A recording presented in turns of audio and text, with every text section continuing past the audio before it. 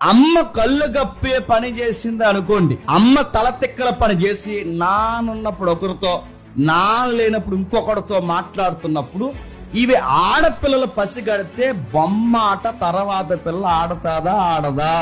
బహుబరా మళ్ళీ చెప్తున్నా.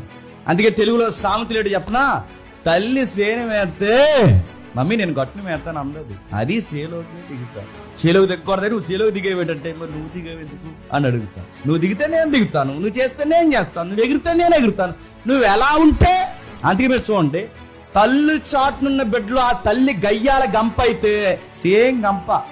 తండ్రి చాటుని పెరిగిన పిల్లలు తండ్రి తాగుబోతు అయితే ఇక్కడ ఆంబోతులు తిరిగి పెట్టాలి. సేమ్ అలా ఉంటారంటే పిల్లలు ఎలా డిస్టర్బెన్స్ అవుతారో, బయట ఎదిరింటోడు పిల్లవాడు పాటు చేశాడు, పక్కింటోడు పిల్లవాడు పాటు చేశాడు, ఆడు ఫ్రెండ్స్, ఇవన్నీ సెకండరీ ఆర్గ్యుమెంట్. గుర్తుపెట్టుకోండి. ఫస్ట్ ఆర్గ్యుమెంట్ ఏంటి చెప్పినా, అసలు మీ ఇంట్లో పిల్లల్ని ఎవరిని ఎలా మీరు చూస్తారు?